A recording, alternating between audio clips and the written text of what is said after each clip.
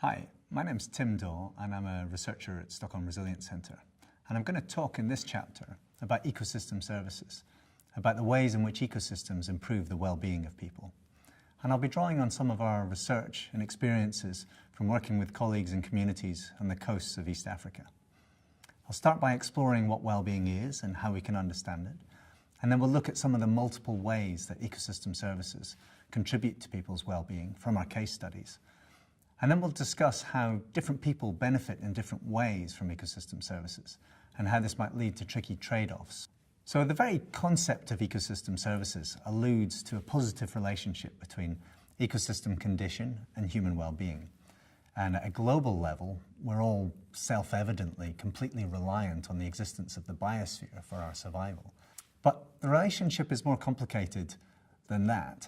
And when we look at certain people and at certain times and places, we can see different relationships between well-being and ecosystems. So for example, ecosystem condition might be declining while people's well-being is increasing. Or if you think of the example of a protected area, people might be excluded from benefiting from hunting or collecting products in a forest, and as a result their well-being might decline, even though the ecological status of the forest is improving. So to think about this relationship between ecosystem services and well-being, we need to think what we mean by well-being. There's been lots of interest in the concept of well-being in political fora and academically quite recently as an attempt to move beyond understandings of human progress, beyond economic growth and income. And some of the things that we see is that well-being is multidimensional. It is about the material things that people have, but it's also about their relationships and about how they feel about what they have and their relationships and what they aspire to and what they value. In the same way that well-being is multidimensional, poverty is also multidimensional. People could be deprived of different types of basic needs. They can be deprived of material things such as money or food, but they can also be insecure, or they can lack good social relations, or they can lack a feeling of autonomy, and they can lack capacity to do the things that they value and to be the people that they value being. So our research in coastal Kenya and Mozambique does emphasize the importance of money for people's lives, how it's central and really useful.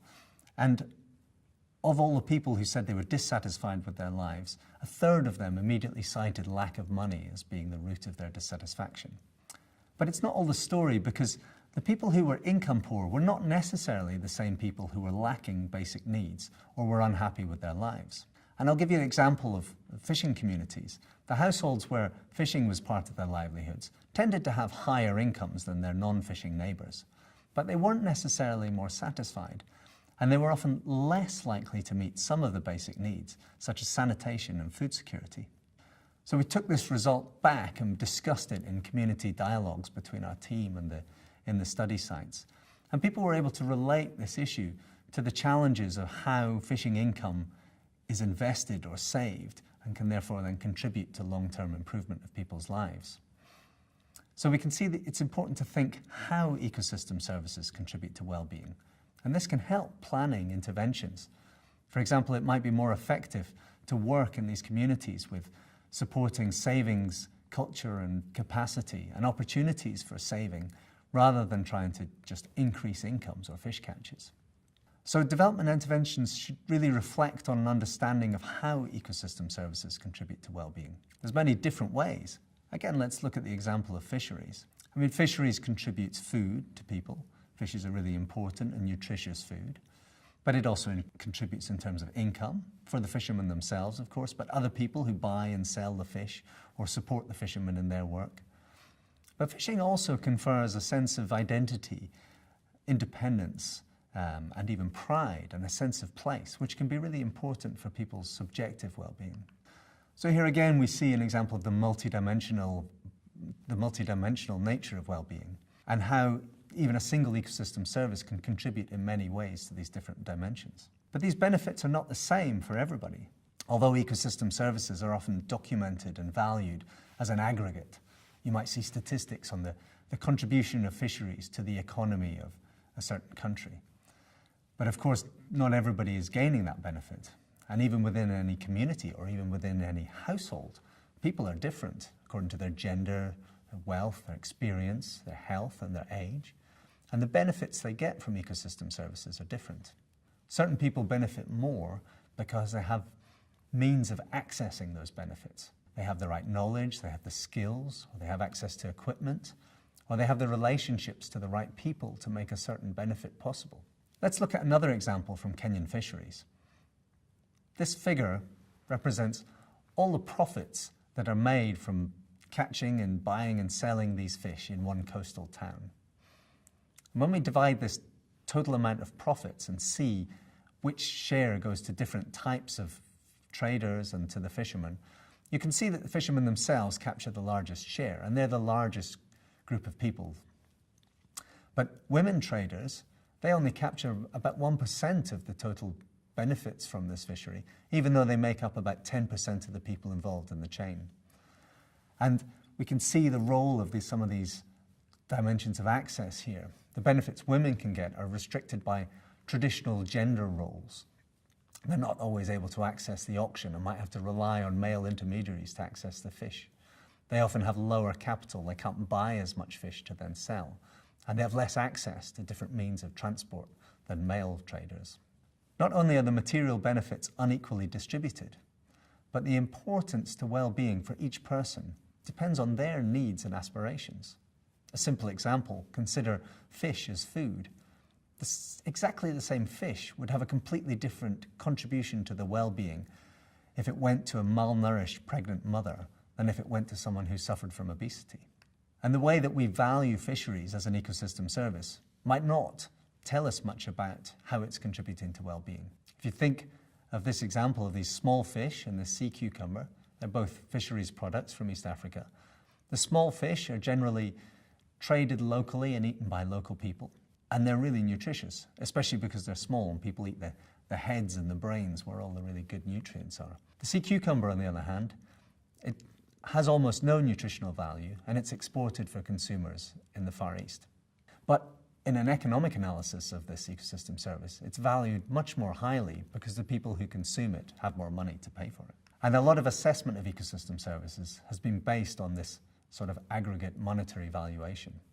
But from a poverty perspective, we really need to know who benefits from an ecosystem service and something about how it contributes to their well-being and meeting their needs.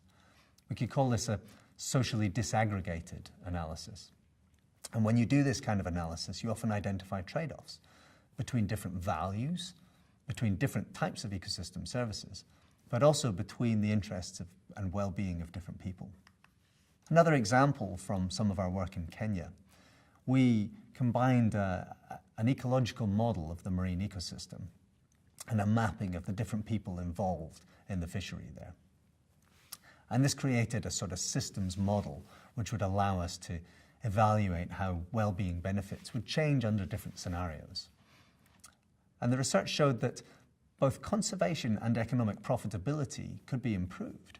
You could improve this by reducing the amount of fishing effort and removing small meshed labour-intensive fishing gears, and the fishery would produce bigger and more valuable fish for less inputs. Great. So there's a win-win potentially between conservation and economic efficiency.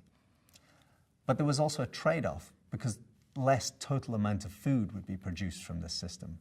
And it would particularly be a trade-off for the poorest women traders who rely on small fish, which would be much less of. And those are the fish that they can afford and to buy and sell to local consumers. So there was an unfortunate trade-off between conservation and economic efficiency on the one hand, and food production and the livelihoods of some of the poorest stakeholders on the other. And here you can see different future scenarios that we also worked on in this project that we created with stakeholders and discussed in workshops. And again, this illustrated these difficult trade-offs because the different future scenarios for this place would create different winners and losers. For example, the scenario with investment in larger and more modern fishing gears would be great for traders and middlemen and those fishers who had the skills and opportunities to take part in these more modern types of fishing. But it would be hard on the remaining small-scale fishers who might struggle to find a market for their fish, and women fishmongers who might not be able to benefit from the larger fish being caught by the more modern industrialized fishery. So in summary, We've spoken about how ecosystem services contribute in many different ways to different aspects of well-being, and that well-being in itself is multidimensional. Money is really important, especially in these poor communities, but well-being still includes other important dimensions that might be unrelated to income. We also spoke about how different people benefit in different ways and to different extents from ecosystem services. And we looked at a sort of system perspective where we could see the ecology responding to the way in which fishing happens and changing the nature of ecosystem services that are produced, with consequences for who benefits and who loses from those changes. Thanks for listening.